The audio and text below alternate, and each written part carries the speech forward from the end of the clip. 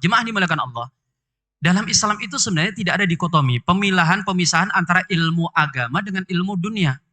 Tidak ada. Bahkan antum baca, Imam Al-Ghazali itu hidup di abad ke-5 Hijriah, kan mencak-mencak beliau ketika ada mulai pembagian. Ini ilmu dunia, ini ilmu agama. Beliau mengatakan apa? Enggak ada ilmu dunia, ilmu agama. Semua ilmu itu adalah ilmu dari Allah Subhanahu wa Ta'ala.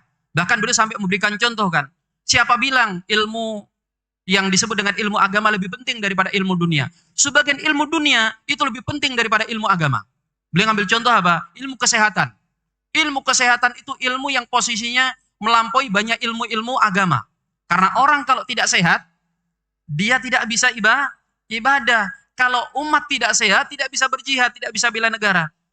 Nah sehingga beliau lebih menerima kalau ada pembagian ilmu itu ilmu fardu ain dan ilmu fardu kifayah.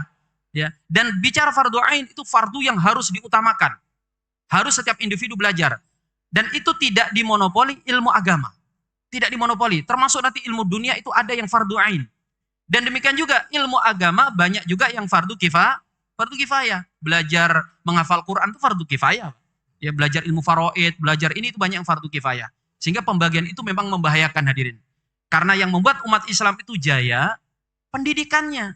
Dan pendidikan dalam Islam tidak pernah membagi ini agama itu bukan, ini agama itu dunia. Cuma nanti memang ada spesialisasi. Ada ulama yang fokus ke hadis, ada fokus ke sini, itu jelas lah. Tapi tentang ilmu dipelajari semuanya, ya itu pasti.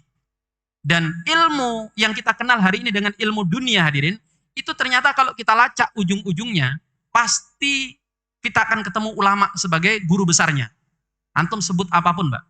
Mungkin kita bisa katakan ilmu ini dulu sudah ada di zaman Aristoteles, tapi masih amburadul.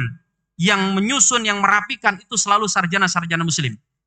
Kita sebut ilmu matematika, kita sebut ilmu kimia, kita sebut ilmu fisika. Itu ujungnya ulama kita, Pak. Ilmu kimia itu yang mengekstrak pertama kali, zat-zat kimia itu kan para pembuat parfum-parfum muslim. Yang mereka menggabungkan antara unsur ini sebagainya. Angka yang kita gunakan hari ini pun yang membuat para ulama kita kan. Yang kita sebut dengan angka Latin itu. Al-Khwarizmi yang membuatnya.